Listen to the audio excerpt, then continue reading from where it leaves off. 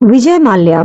खैर ये नाम कोई अनसुना नहीं है। आपको शायद पिछले कुछ सालों में ये नाम सुनने की आदत हो गई है। 2016 में जो भारत से भाग गए और यूनाइटेड किंगडम में जाके छुप गए। ऐसा ही जो है वो रिपोर्ट्स दी गई और अभी तक जो है उनके प्रत्यार्पण के लिए जो है भारत सरकार कार्यरत है, प्रयासरत है। उन्होंने 9,000 करोड़ का घपला किया था बैंक के पैसे जो उन्होंने पे बैक नहीं किए। अब बिल्कुल अभी जस्ट विदिन लाइक कल मैंने एक पॉडकास्ट देखा जिसमें कि वो उनका इंटरव्यू लिया जा रहा है। मतलब मुझे एक तो समझ नहीं आता, जिनका इंटरव्यू या जिनकी तक रीच जो है वो आम तौर पे किसी की नहीं होती है, पॉडकास्ट वालों की हो जाती है। अब देखिए podcast is not bad, it's really not. पीछे रिसेंट कुछ ईयर्स में आप देखेंगे जब भी इलेक्शन आने वाले होते हैं तो पॉडकास्ट की जो है वो मात्रा बढ़ जाती है।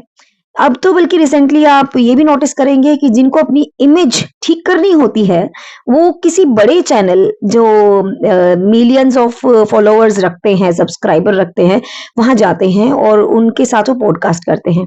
अब इस पॉडकास्ट में क्या ऑथेंटिकेशन है जो डाटा हमें एज अ ऑडियंस मिलता है? देखिए, जो पॉडकास्ट ले रहा है ना तो वो इतना विद्वान है, ना ही वो कोर्ट का कोई पर्सन है जिसको लॉ के बारे में बहुत पता हो, ना ही वो बैंक का कोई पर्सन है जिसको बैंकिंग का पता हो, ना ही वो सरकार का हिस्सा है जिसको सरकारी विभागों या सरकार से जुड़ी हुई जानकारी के बारे में या किसी तरह की भी सूचना के बारे में इतना ज्यादा सतर्कता हो जितनी की सरकार होगी।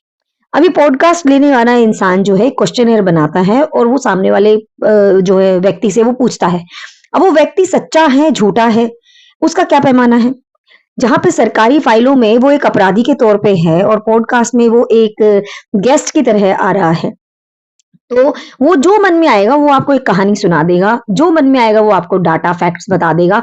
और क्योंकि आप उस पॉडकास्ट करने वाले व्यक्ति के फॉलोवर हैं, सब्सक्राइबर हैं, तो ऑब्वियसली आपके लिए एक विश्वास, एक ट्रस्ट उस पर्सन पे है, तो वो अपने पॉडकास्ट में जिसको ला रहा है उसकी बातों पे भी आप जो है कई बार यकीन जरूर कर लेंगे। फिर आपको लगेगा ओह कितना बेचारा व्यक्ति है।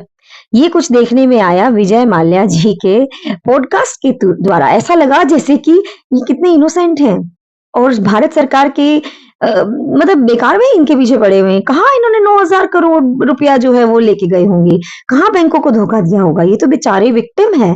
बिल्कुल ऐसा ही लगा। सोचिए जरा कि पॉडकास्ट का क्या यूज हो रहा है, इसकी विश्वसनीयता आखिर क्या है?